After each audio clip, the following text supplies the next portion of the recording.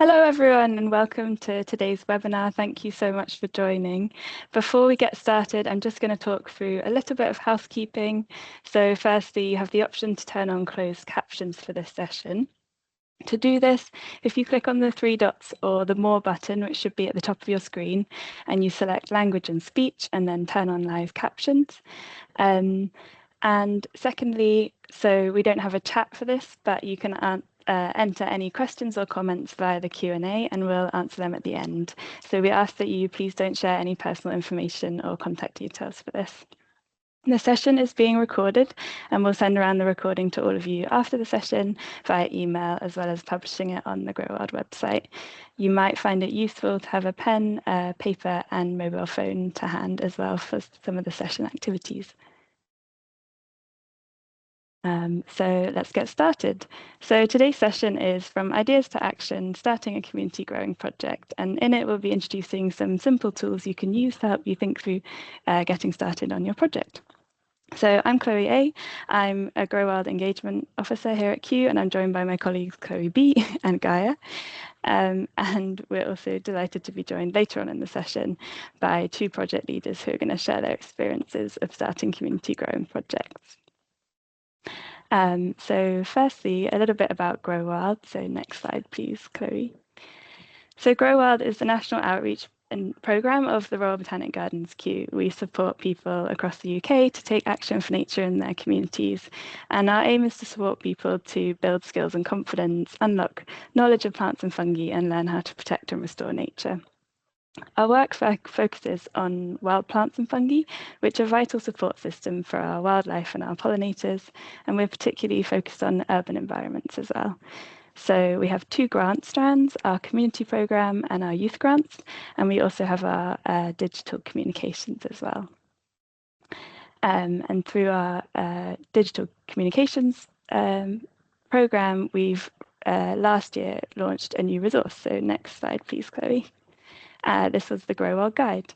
And the Grow Wild Guide is all about sharing everything we've learned about setting up and running community growing projects that benefit both people and nature. So this is a free to download resource from our website, and we'll send the link to this as well after the session in the email. The guide is really great because it's shaped by all the first-hand experiences of over 400 community projects that Grow Wild has supported across the UK. And this is alongside advice from science and horticulture professionals at Kew and beyond as well. So it brings together lived experience and expert knowledge in one place. And the reason I'm mentioning it now is because we'd love for you to all go download it, but also this guide is really where this session came from. So building on the content from the guide, we're introducing some webinars, and this is the first one.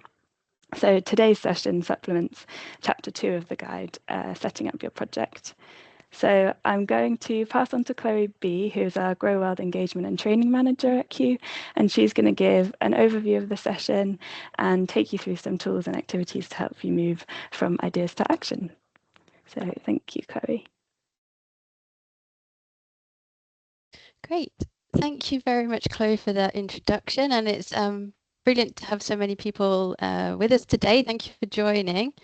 So just to give you an idea of what we're going to be doing through the session today. So really, we want you to go away with some tools and some exercises kind of in your pocket that can really help you to kind of turn those initial ideas you've got into action. Because we know there's so much that you can be thinking about when trying to get started on a new growing project. You could be, working through permissions to use your space, trying to gather the people you need, look for funding. And a lot of that is covered in the guide. So we really, as Chloe's mentioned, encourage you to take a look at that because the tools that we're going to sort of focus on today are really around that kind of like planning stage. And we hope you can apply them to any sort of shape and size of project, big or small. And hopefully it's going to give you, by working through them, quite a bit of confidence. So the areas we're going to focus on for this session, we're going to talk about why it can be really helpful to have a clear vision for your project. And we're going to try out an exercise to help you get a bit more comfortable and clear about that kind of big picture that you've got in mind. We're going to talk about community asset mapping and how it can be beneficial to start by looking at the strengths that are available to you in your community. We're going to talk about getting to know your project space and why it can be really helpful to take a really good look around and record what your space is like before you start making some big changes. And we're going to talk about micro actions. So that idea of dreaming really big, but starting really small to make things feel manageable and achievable to start with. And as Chloe has mentioned, we're delighted to have two project leaders with us today who are going to share the experiences they've had of starting a project. And they've been projects that have been connected to the Grow Wild Community Programme and received grants as well. So we have created a couple of worksheets that supplement this session. So the first one will take you through 3 exercises that we'll be talking about today. The first one on this sheet is about creating your project vision, which is something we're going to try together. But the other 2 we're just going to touch on in this session. So we wanted to make this resource available so that you can look at it after the session, maybe print it out, do it with your group. So if you'd like to access this, you can scan the QR code that's on the screen here. It'll also be emailed to you, so we'll be sending out an email after the session that will have a link to this sheet as well. So it's just to sort of give you some prompts to take away and work on afterwards. So to kick us off then, the first area we're going to think about is defining your vision. So your project vision is the really big picture of what you hope to change or achieve through your activities, and really importantly, why you want to do it. So why is it useful to think about your vision? There's a few different areas really. So being quite clear and comfortable with your vision can really help you tell a compelling story and inspire other people to get on board and to join you and maybe help you with your project. It can help you to make those plans and prioritize the use of the time and resources available to you. So it can be really kind of a practical way to decide, make some decisions, put forward your first activities. And vision sounds really big and grand, but I think it's important to say that it can be really helpful for all scale of projects, and perhaps even more important if your project is really small. So if your time and resources are limited, it can be even more important to really make sure you're prioritizing in the right way. So having your vision there can help you make sure that what you're planning to do really aligns with your big scope picture. And also it can evolve over time. So a lot of the projects that we connect with through Grow Wild have kind of changed. They've been on like an organic journey as they've got going. Maybe opportunities have arisen that people didn't expect at the start. Maybe you hit some challenges along the way, and projects often bring in different people at different times too, so things change, and it can be really helpful to check in on your vision at different points. So we don't really want you to write your vision, put it away in a drawer and not look at it again. It's really a live thing, and checking in with it over time can help you see whether maybe it needs a tweak, or perhaps you might feel like actually some of the direction we've headed in with our activities is taking us a bit further away from the vision we have in mind, and can perhaps help you to kind of like get back on track and use your resources in the best way. So we're going to have a go at an activity together. It's a really simple exercise. We'll be doing it individually here, but it's something that you can easily do with a group. It can be a great way to bring everyone together and to kind of come to a collective vision together for the future. So I hope you'll give it a go with us now. So what we'd like you to do is to think of a project or an activity you would like to see happen in your community and why it's important. So we'd like you to kind of get that sort of initial thought in mind. And once it's quite clear, we'd like you to step into our beautiful time machine that you can see, purple time machine on our slide here. Step into the time machine, and this is going to beam you into the future 3 years from now. And when you step out, your project has been a great success. So everything that you've been wanting to do has worked out really well. And as you step out of that time machine, we want you to have a good look around and to see what's happening because of the project.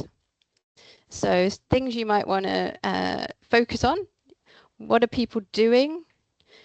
What does the space or community really look or feel like now because of your project?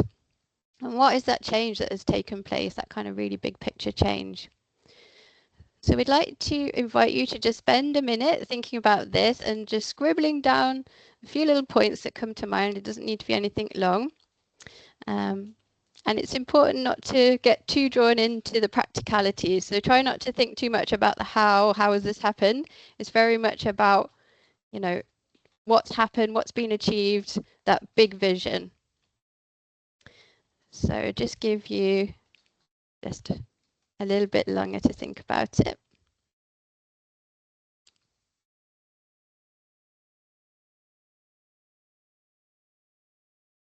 In a little while, a bit later on in the session, we're going to have a part where we ask you to take part in an interactive Mentimeter, where you'll be able to share some of the ideas that you've got around your vision. So do keep your piece of paper to hand.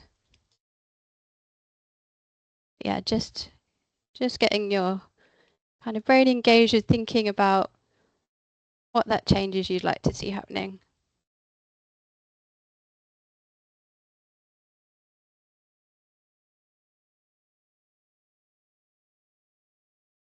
Okay. I hope you've had time to have a little think. We are just testing exercises in this session, so again, you'll have hopefully an opportunity to do this in a little bit more depth afterwards, and perhaps with your group as well. I'm just going to move on to number 2. As I say, we'll be coming back to your vision, so keep that piece of paper to hand. But yes, number 2. So the second exercise we're going to talk about today is community asset mapping. So at Grow World, we really like to follow the principles of asset-based community development. This means starting any project by looking at what's strong within a community rather than really focusing on what's wrong or might be a bit lacking. When you're getting started on a project, you can feel really aware of all the things you haven't got. So maybe that's you need more money, you wish you had a bit more time, some more volunteers. But sometimes really putting all your focus and energy into the things that you're lacking can kind of keep you stuck on the starting blocks, and it can be hard to actually kind of take those first steps. You can kind of feel a bit held back. But if you can kind of park some of that and try and sort of switch your focus onto the things that maybe are already in place, so maybe some strengths, maybe some things you can draw on in your community, it can actually help you feel a bit more confident and positive to make those first steps, even in really tiny ways. So this is why we think this exercise asset mapping can be really helpful. And what we really mean by asset mapping is creating a really big list of all the things that are available to you in your community that can help your project and help you to get going. It can be helpful to group it into categories. So for instance, you might start with a list that's to do with people. So just brain dumping everyone who can help. Who do you know? Who has skills? Who's got some time and knowledge to share, some enthusiasm? Maybe they've got connections with other groups in a community that could be useful. Maybe they've got some things that they might be willing to share to sort of help you with resources. So that's the first category we suggest you think about. And then places and spaces. So where can you base your activities? Where can you grow? What do those places offer? Is there anybody else who uses them? Perhaps some other community groups. They might become really good connections for your project. They might bring more people in. They might be able to share information with you, maybe signpost you onto things that would be good to apply to your project. So just thinking about those kind of places and spaces and any opportunities that they offer. And then thirdly, resources. So what have you already got? Is there anything you can borrow? Is there anything that could be repurposed? We've seen some really great projects turning bathtubs into planters, for example. So thinking a little bit creatively as well, but what have you got at your disposal? Even if it's only a few tools, perhaps a few seeds, anything that you could kind of utilize to help you get started. So these are 3 categories, and there could be many more. You might think of lots of different things to include in your asset map, but keeping it quite simple at the moment, we think that these 3 categories cover quite a lot of bases and can be a nice way to start this off. Just a few more tips about asset mapping. I mentioned you can do it as a list. That's a really simple way. But if you're a bit more visual or you'd like it to be a more creative activity, perhaps with your group, you could create a really big spider diagram. So a little bit like this example on the screen. You could put your categories in circles. So for this case, we've got the people category. And then you can start kind of scribbling and adding from that circle anything that connects into that category. So here we've got Katie, who has plant knowledge to share. We've got the youth club, who'd love to get involved. We've got Dan, who will help with watering.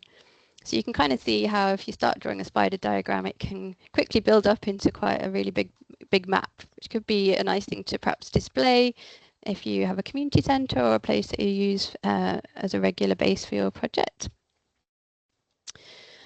If you're doing it with a group, post-its are your friend as well. So if you'd like something a bit more kind of malleable, you could ask members of your group to get involved, scribbling down all the assets they can think of on post-its. Doing it as a group can be a great way to pool that knowledge. So there might be people who have connections that you don't know about. Maybe they've thought of some new ideas. So everybody scribbling on post-its, and then you can kind of arrange your post-its in categories as well. And it can be a really nice interactive thing to do together. Although we're really focusing on the positives, it's important to say that we're not just disregarding things that you don't have or things that are a bit of a challenge. So as you're going along, if it springs to mind, or I just wish we had a few more tools, that would be really helpful, or we just really need somebody to help with watering. Don't just disregard those things, but perhaps make a space on your piece of paper or a sort of perhaps a different color post-it maybe, just to write those things down and keep them aside. Because once you've finished your really big map, you can review these, looking at all the assets you've jotted down, and perhaps you might start to find ways to kind of fill those gaps and to help with those challenges. For example, you might discover that somebody in your group has a connection with the local council, and perhaps through that connection, you might be able to get some advice about funding, which might be a gap that you have. Or you might discover, for instance, that the youth club is around on a Wednesday, and perhaps they might help with some watering on that day if that's a challenge. So actually doing this can help you to fill some of those negatives as well and address some of those challenges. And this can be a really useful exercise for any activity you want to start. It can really help you to kind of get off those starting blocks. So we recommend giving it a go. Okay, so that was quite a lot of information to start with. We're going to do an interactive exercise now where we get you to share some of your initial ideas. So I'm going to hand to Gaia, who's going to talk us through this next bit.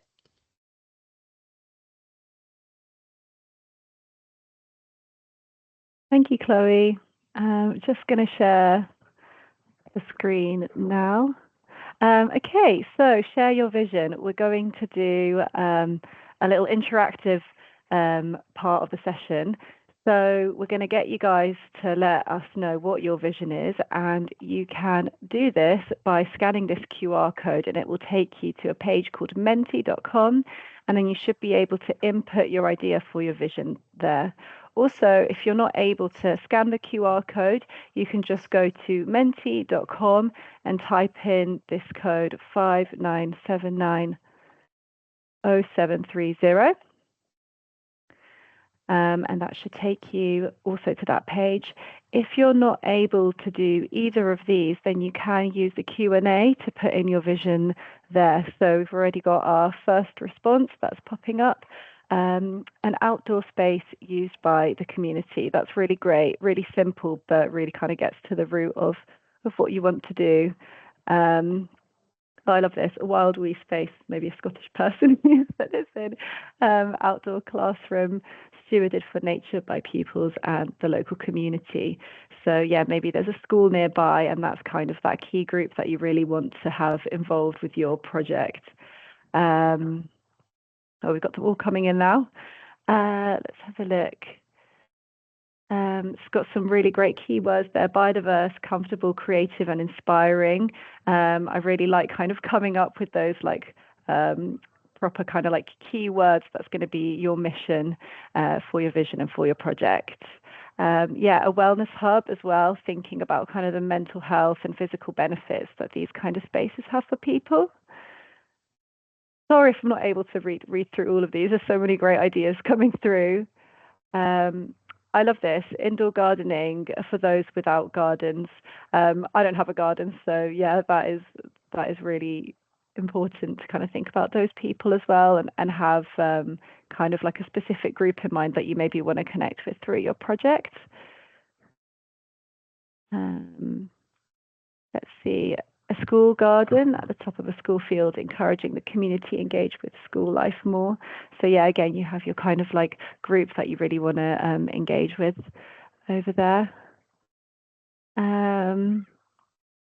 Yeah, some wild areas. We're all about wild areas at Grow Wild. So it's really great that you're kind of embracing that side of gardening. This is lovely, a space for well-being and friendship, because it's not just kind of about, you know, benefiting biodiversity, but also kind of growing connections between people and bringing community members together. Yeah, more vegetables, less grass. Love that, and that's such a good way of connecting with the community, and also teaching people about healthy eating and making people more connected to their diets.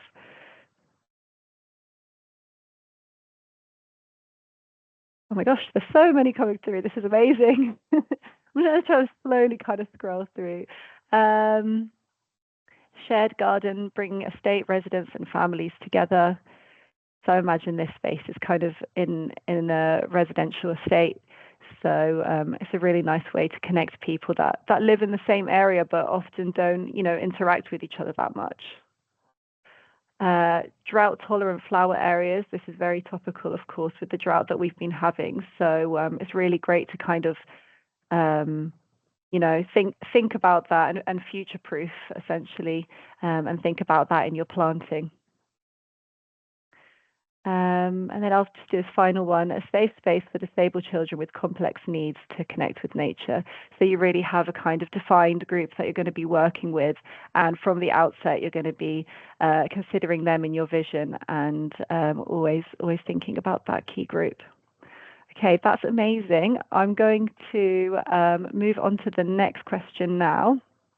I think most people have responded to that question. So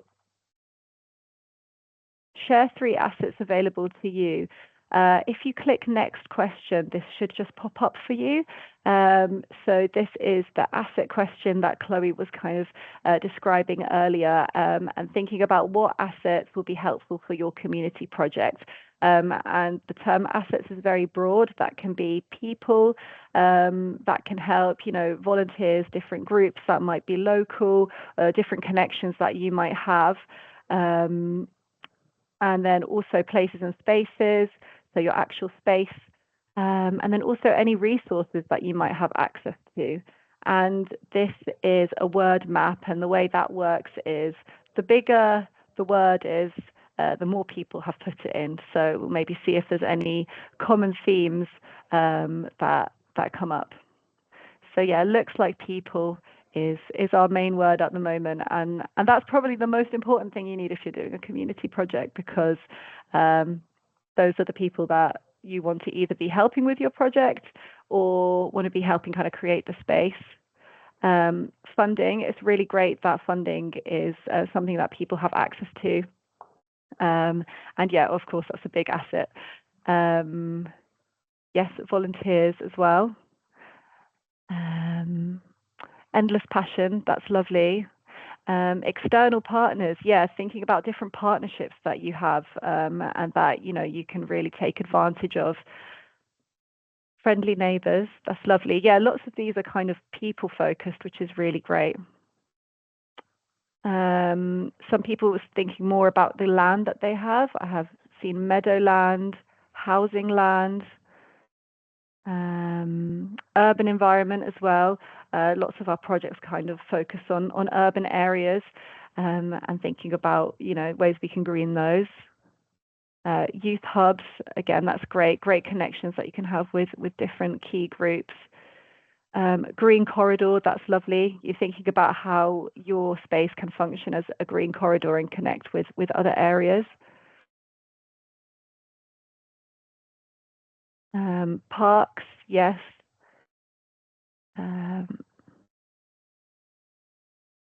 Recycled everything, that's great. Thinking about sustainability, that's fantastic.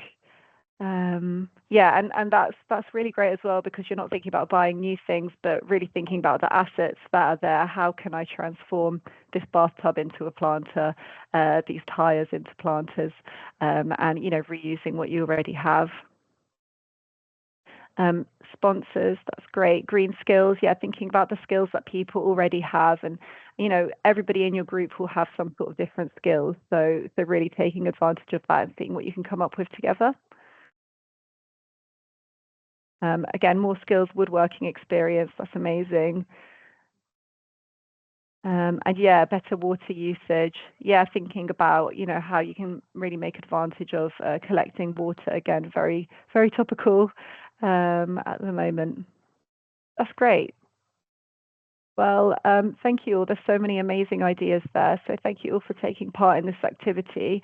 There will be one more Menti question towards the end. So if you want to kind of keep this browser open, or if it's on your phone, just keep it open, and then we will come back to another activity. So yeah, keep your device on hand. I'll just check the Q&A, see if anything's been popped into there.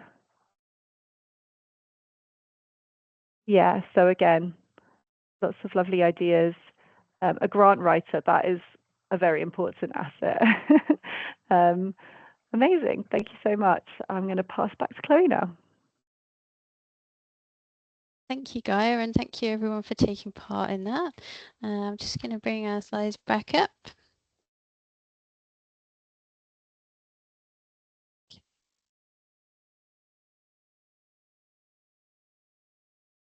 Okay, so we've been thinking a little bit about the vision, what's already available to you.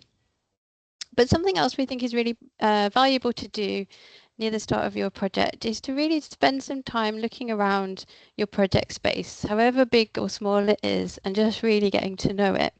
And if you can, it's really great to record what it's like at the start. So be that through noting down your observations, maybe taking some photos, because things can really change quite quickly once you get going on something. And it's amazing how rapidly you can kind of forget how things were at the beginning. And having that early doors record can be lovely to look back on and to kind of appreciate the changes that you've made and all the work you've put in. Getting to know your space is also really beneficial for your planning of what to grow and how to change the space. You can discover what already might be beneficial to wildlife. It can be a bit surprising. Even things that we typically think of as weeds have lots of benefits. So it's good to take stock of what there is and how that might be sort of supporting nature. Getting to know what the sort of conditions are like can help you decide what to grow where. So obviously we really want everything we grow to thrive, and sometimes it does and sometimes it doesn't. But if you can kind of assess what your space is like early doors, it can help you make those kind of crucial decisions of what to grow and where to put it. And we've made a resource to help you to have a go at this activity. So this is another worksheet that you can download by scanning this QR code. We'll also be emailing it to you. And it's a very simple survey sheet that you can print off and have with you when you're in your project space. It's just got some simple questions that kind of guide you through a little look around your space and covers a few categories of things that can be useful to record. So that's really small. I know you won't be able to read that, but some of the things to think about are what's already growing. So as I mentioned, even weeds are really beneficial. So it's good to look around, see what plants are already there. It doesn't matter if you don't know what they are straight away, but you might want to go away and maybe look them up afterwards and find out a little bit more about them if you can take some photos and maybe try and identify them afterwards. Can you spot any signs of wildlife? So any insects, birds using the space, maybe signs of mammals too? So if you can, it's useful to think about why they're finding your space a good place to hang out, what's kind of helping them, what are they kind of using that's in your space. But also don't feel disheartened if really there's nothing growing, your space is really bare, there's no signs of wildlife already, because just recording that, as I've mentioned, hopefully through the changes you're going to make, you're going to see that really increase in biodiversity in your space. So having that record, some photos before, can really help to show kind of the change that you've made and to look back on. So good to think about the microclimate. So what we mean by that is kind of how sunny or shady your space is. Does it get loads of full sun? Is there a really dark shady corner? Because the light levels are going to be important for what you decide to grow and what's going to thrive in different parts of your space. Does it feel sheltered, or is it actually really exposed and really windy? Because again, that's going to impact what will thrive. So just kind of mapping that out and having an idea of what your space is like in terms of that microclimate can help guide some of your planting decisions as well. And often looking at information when you buy plants, you know, the kind of labels that they might have on packets or plant pots, they usually tell you a little bit about the conditions that a plant prefers. And soils as well, sometimes something we overlook, but if you've got soil in your space, maybe you could have a little feel of the texture. Is it gritty and sandy? If so, that probably means it's quite free draining. So it's not really holding on to much moisture. And certain plants really like a kind of free draining soil. Or if it feels more sticky, it probably means it's got higher clay content, which means it will hold on to water a lot more readily. So again, when you're looking at those kind of plant labels, when you're reading up about what to grow, usually you can find information about the type of soil that plants prefer. And finally, we are talking about community growing here. So mustn't forget, how are people already using or relating to your space at the moment? So does it feel really positive? Is it negative? People have bad associations with the space? Or maybe it's just kind of indifferent. People kind of don't really notice the space, don't really use it, don't really have any strong feelings about it. So it's useful to spend a little bit of time just reflecting on what that relationship's like at the moment and how you might want to try and change it through your project. So if you do make some observations, as I've mentioned, you might want to go away and research some of your findings. And we've just got a few organizations listed on this slide where you can find information online. So we do hope if you're thinking about plants and fungi, you will check out the Grow Wild and Q websites because there's lots of information on there. iNaturalist is a really useful app. It can help you to identify different species in your site, so it's a really good one to access. And the Wildlife Trust and RHS as well have loads of great information, good for identification, also for your planting choices. So they're good ones to check out as well. Okay, and the final thing we're going to talk about, I think we've had number 3, and this is number 3 again, so this should be number 4. But it's about dreaming big and starting small. So we talked about your vision, so hopefully you started to kind of firm up what that is. You've had to think about what's available to you, those community assets. Maybe you've gone away after this and you've explored your project space a bit more, so you're really getting a kind of a feel for your kind of foundation of your project. But it can still feel quite daunting to take those first steps. There can be lots of what ifs. You know, what if nobody comes to our events? What if our plants don't thrive? What if our space gets vandalized? All of that can help you to feel a little bit nervous and lack a little bit of confidence to take those first steps. So something we like to talk about are micro actions. So if you can kind of shift your mindset away from permanency and kind of think instead that we're just testing this and it doesn't matter what the outcome is, it can massively reduce some of the kind of stakes, lower the stakes, remove any early pressures you might feel. And whatever the outcome of your test, you'll definitely learn things in the process. So it can be really helpful. So when we talk about a micro action, what do we mean by that? So let's imagine that your big project vision is a thriving community garden. It's providing for local people, you know, you're growing food. There's lots going on to support nature as well. That's a really big vision, and to get there can feel like a really big task. So a micro action towards that could be perhaps you just invite a few neighbours for a cup of tea and a chat in the space. Could be as simple as that, maybe just inviting a few people to come down, have a cup of tea in the space and chat about the idea. And maybe if you really wanted to push it, you could have some pots, a couple of pots, and maybe you've got a packet of wildflower seeds and you sow those as part of your cup of tea and chat. And maybe have a go at watering and keeping those going over the next few weeks. If it was only you and a friend who had this idea and perhaps 2 other people came along, then you've doubled the size of your group already. So that's amazing. And that's a tiny little micro action that you've taken, but already you've doubled the size of your group. And perhaps one of those people might say, you know what, I'd be happy to help with watering those wildflowers. Or maybe they've got some more pots they could donate to do some more growing. Or maybe they're connected with another local group that might be a useful people for you to talk to who know a lot about community growing in your local neighborhood. So you can kind of start to see how from tiny little actions things can start to build. And as the saying goes, from the tiny acorns grow mighty oaks. So if you're feeling a little bit daunted, we'd really encourage you to just sort of step back and think, what is a micro action that you can take? What feels really, really safe, really, really comfortable to do? So following that, I'm going to hand back to Guy, who's going to do our final interactive bit for today. Thank you so much, Chloe. I'm just going to share the final Menti activity, which is on that topic. You will be asking you to share one micro action that you can take.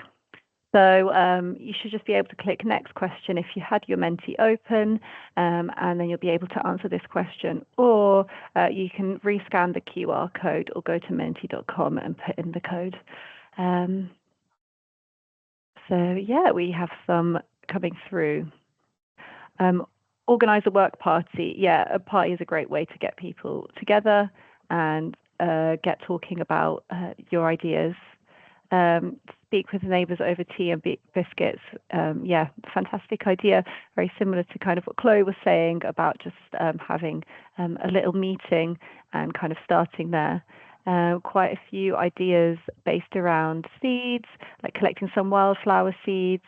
Really, really simple way, but quite symbolic, I guess, because the seed is kind of the start of a flower's journey. It could be the start of your journey as well with community gardening. Again, more ideas around meeting up, like discussions at work, informal sociable meetup. Posters, yeah, that's a great idea and a great way to kind of get started. It's just advertising your project and making new connections with different people. So yeah, you could put that up around town. That could be via social media as well, or any other kind of channels that you have to get in touch with people. Getting to know the space, this is a lovely idea. Just spending time in that space might get some ideas going, and getting familiar with it and introducing new people to that space as well. Identifying potential partners, that's another great idea as well.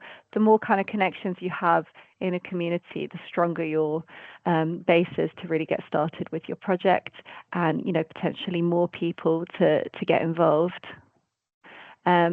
Yeah, some people are in even earlier stages where you need to identify that initial space for your project. And it might even be about identifying a space within your space. So really starting small and thinking, okay, we're gonna start with this little corner first. Yeah, more advertising again, with local press as well. People really like hearing about, community initiatives. Always very uplifting story, and makes people feel a lot more connected and proud of their local area. This is quite a good one. Email 3 people who might help find us, help find a space. It's kind of like a specific number and a specific goal, but that can actually be really useful for setting yourself something realistic to do. And then once you've done that, you can kind of say, right, what's going to be my next move?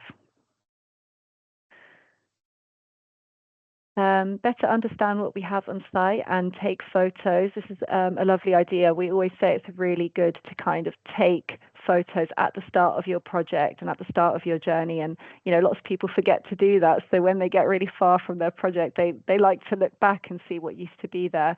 And, you know, having those starting pictures can be really, really useful. Start recording what you achieve on a weekly basis. Again, that's kind of another way of tracking what you've done and really celebrating your progress. Yeah, I've got a few ideas here. Again, meetings, making posters, taking photos of the space. And yeah, this is nice, researching the history of the space as well.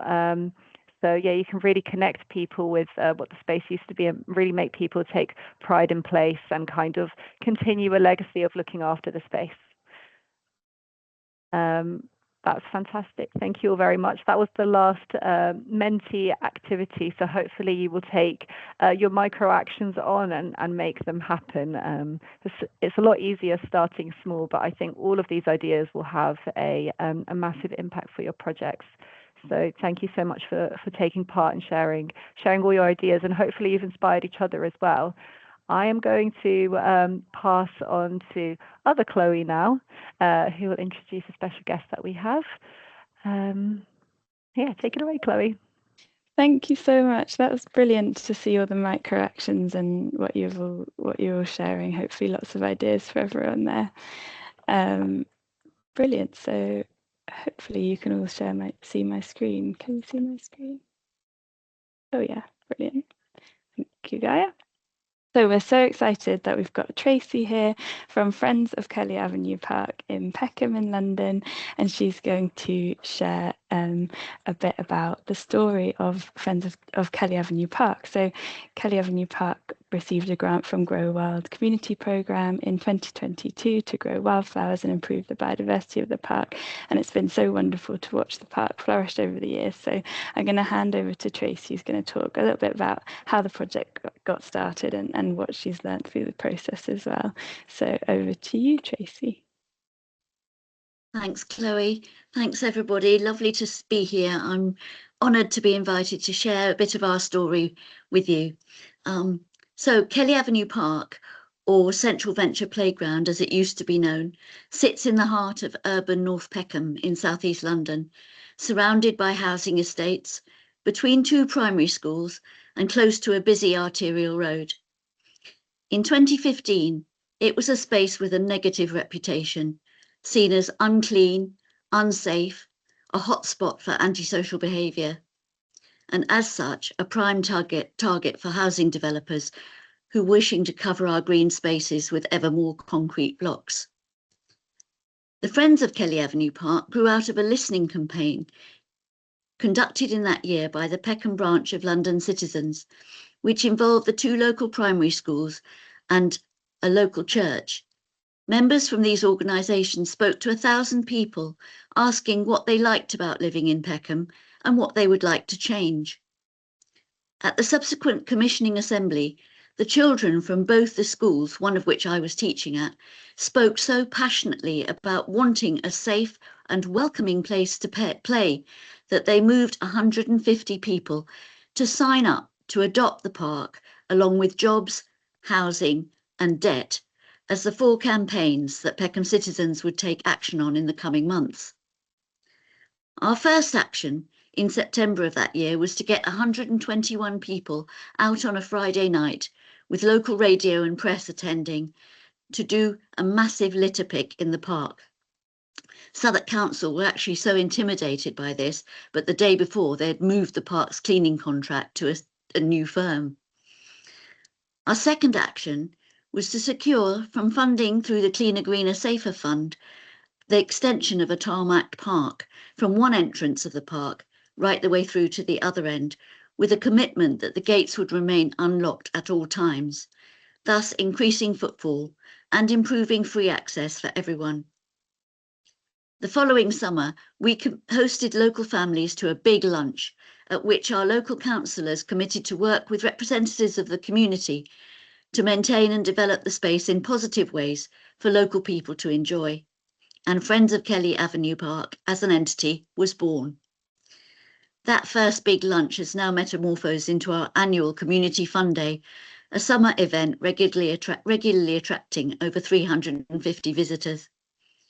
3 years after our birth, and thanks largely to the legal knowledge and skills of our then secretary, we organised ourselves into becoming a registered charity, which opened up a whole new landscape of funding and networking opportunities. So at first, our focus was more about growing a welcoming and safe play space for local families and actively growing the community to take ownership of it, rather than specifically growing a garden. That ambition came to the fore a while later, looking more closely at the variety of environments within the park and at a particular corner where there had previously been some wooden planters, now seriously rotten. We created a development plan for the space, applied for and were fortunate enough to receive the Community Award grant from Grow Wild to initiate our Grow Greener Together project. This was our most ambitious to date and really helped to launch us into thinking bigger and in making larger funding bids to enable us to change the face of the park forever. We partnered with a well-established local community group who gave us 16 small fruit trees, and with a second growing organisation locally who ran planting workshops for us in the park, engaging local school children and an after-school club.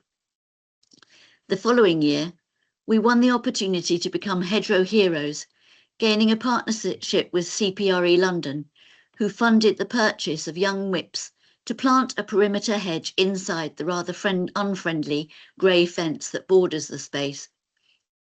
Remembering that it is a park and open to all comers, we chose 5 native species of tree, without thorns and non-nut producing: hornbeam, field maple, crabapple, beech and elder, and we helped to increase the diversity and the welcoming environment of the park. This took a lot of effort, especially in preparing the ground during a cold and wet autumn, and we involved many volunteers, including some from Grow Wild. It was also our most visible piece of work and a pivotal moment when we really knew we had the appreciation from residents nearby. We're very pleased that despite the heat of the 2 recent exceptionally dry summers and a shortage of available volunteers to carry out regular watering, over 120 of those young trees are still growing strong. Thinking about getting started, I would say that responding to a local need is key. When people care about an issue, it's easier to encourage their involvement. We as a group grew out of local children speaking up for something they wanted in their area, and we responded by showing them that when ordinary people determined to make positive change come together, they can make that change happen. We had passion and commitment. We lived and worked and worshipped in the area, and we knew our community. I would always advise making friends with your local councillors. We've been lucky to have ours on board from the start, and they have been invaluable, granting us funding from local government schemes, speeding up the bureaucratic wheels of parks management, attending and raising our profile at local events. One of them called us an inspiration, and another on a further occasion praised our efforts, saying, "If this isn't community, we don't know what is." The challenges we've faced over the years are probably the same for many volunteers and small community groups, always having to chase funding. And I noticed somebody said, get a grant fund writer, essential. The months of the COVID pandemic when we had to shut down our activities, and the recent very dry summers when we lost a lot of our plants through not being able to water regularly, were the main ones. And as always, we would ideally wish to grow a bigger, regularly active workforce, enabling more rapid progress in putting our big plans into action. As a very small community organisation, we've had to find other local groups and individuals to collaborate with. We've been the beneficiaries not only of plants and other growing materials, equipment and know-how from partner organisations, as well as printing and publicity support from a local church. Examples include a drumming group, a fitness dancing trainer, local artists, a sports club, and most recently, a good gym group. The skills of these people are all bringing positive activity to the space.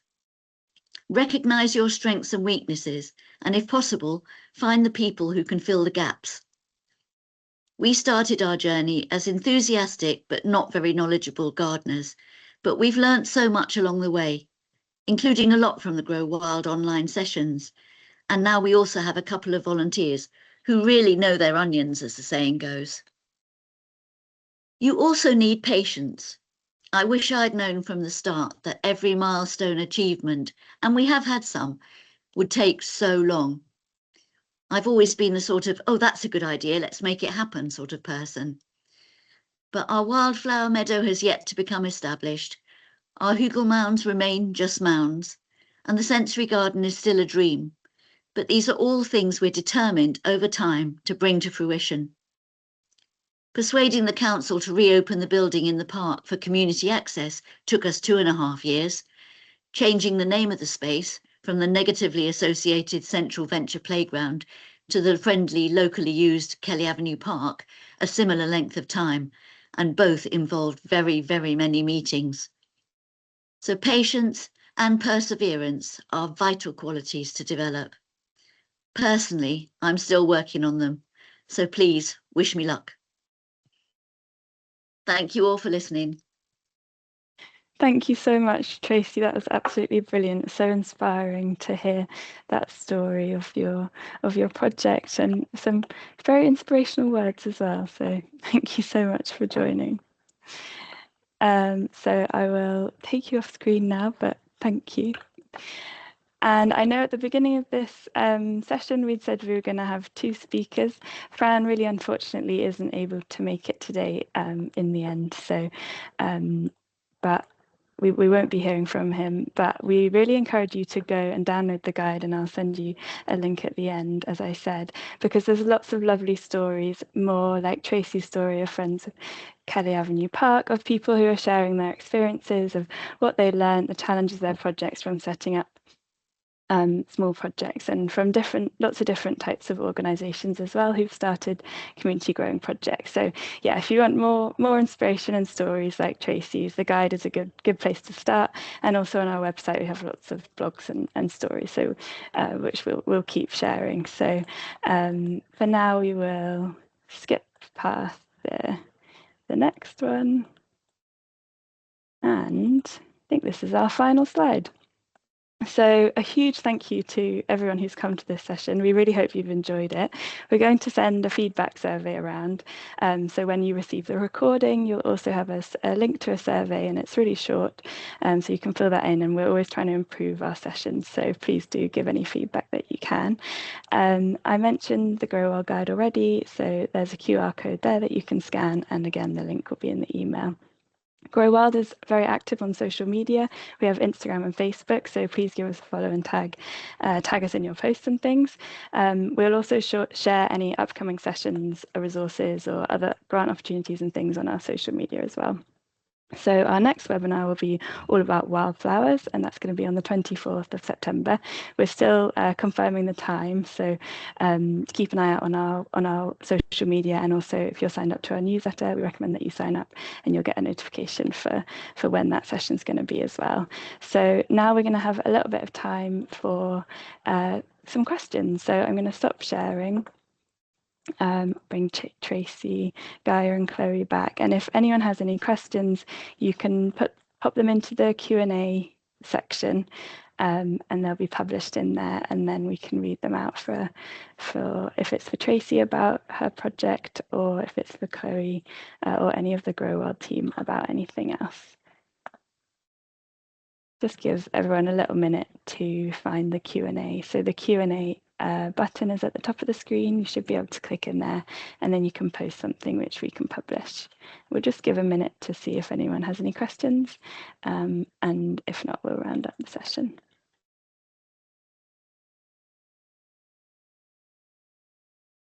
Nothing coming through yet, but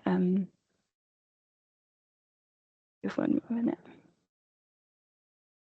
So while people are thinking, I just wanted to chime in and say, if you try any of the exercises that we've covered today, we'd love to know how you get on with them. So perhaps, I don't know, if you have a little look around your project space with your group and take any pictures, then do tag us, as Chloe's mentioned, in social media, because we'd really love to see and hear about how it's gone for you and if you find any of it useful. Or if you have any other tools up your sleeves or anything else that you'd like to share with other groups that is helping you with your planning, do let us know and we'll share it wider if we can.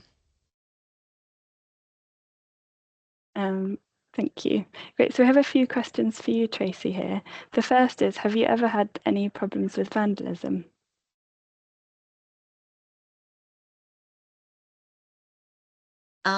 Yes, unfortunately we have, and we had 2 table tennis tables in the park, and one of them was actually, through people standing on it and jumping on it, actually broke. Unfortunately, that is a nature of life in South London. We just keep going. It's not a reason not to do things. And as I said, perseverance, and the more positive activity we can bring to the space and the more we can show people that there are people caring for it, watering, litter picking, planting, weeding, moving things about and developing what they want, what users tell us they want, then hopefully that will, combat any desire to destroy things, and that's what we're all about, aren't we? Growing communities, growing spaces, and growing plant life. Yeah, it's really tricky problem to deal with, isn't it? But that's really lovely advice. Another question, Tracy, you mentioned that you didn't have any nut-bearing trees, and someone's just wondering why that is. Basically because children might pick them and eat them, and obviously nut allergy can be, well, fatal, so we wouldn't want any accidents to happen. So we try and be safe, make it a safe space and a welcoming space for all children and families to use. Lovely. Sorry, I'm just looking at, there's lots of questions coming in now. So got one. Amazing project, Tracy. I was wondering how you were about to encourage your community to join and help with the upkeep of the area. Yes, well, it's an ongoing quest, and as I say, I think the more that local people see that there are positive things going on in the park, then that encourages people to join us. It's always good to have cake at our garden gatherings, which happen on the first Saturday of each month. We're there working in the garden, and we always have refreshments and cake, and that's an opportunity again for people to chat, and we tell them what we're doing. Having the good gym come every once a month has been brilliant, because we had 11 of them out last week, and so they were moving earth in the park, because we had donation of wood chip and compost from the parks managers, and they were moving that, they were litter picking, they were watering. So there were 11 people running around in the park doing stuff, and there were lots of people in the park because it was a lovely evening. And people can witness that there are people caring about the park and bringing more life to the space, and that's, I think, the biggest encouragement to people locally. Yeah, oh, that's lovely. We've got 1 minute, so Tracy, you're being bombarded with questions, but one very last quick question is just about how you manage a regular watering schedule in your group. Yes, luckily we have a couple of people who live very locally to the park. We have what's called the Flintstone Rock, the Flintstone building, which is our storage shed in the middle of the park, and it does have running water in it. We're working on the council and the Deputy Mayor of London and everybody to try and get a working water fountain as well for people, because that's what they keep telling us they want. But we do have access to running water from the storage shed, so we try and water, not enough, and that because, as I said, we are a very, very small group and we're all busy, and time is of the essence, but we do what we can. We do meet in the park every Tuesday evening. So that's another opportunity for a quick round of watering. And that's because we're a Be Well hub. So we're offering that wellness and well-being activities. And we've been running creative workshops through the summer holidays as well. Brilliant. Thank you so much, Tracy, for answering all those questions we just fired at you so brilliantly. Very questions. Good luck with your projects, everyone. Yeah, good luck everyone with your projects. Just before we end, we have one question that's for the Grow Wild team. I think the funding has now closed for 2026. When can we apply for the next round? So we usually open applications towards the end of the year. We're still reviewing our schedule for the next year's grant. So again, the best thing to do is follow our newsletter and follow us on social media, and then you'll keep updated with when we're going to open the applications for the Grow Wild funding. So I think that is it. So thank you again, Tracy, and thank you everyone for joining. It's really great to see so many of you here, and you'll expect an email with all those things that I mentioned. So bye everyone.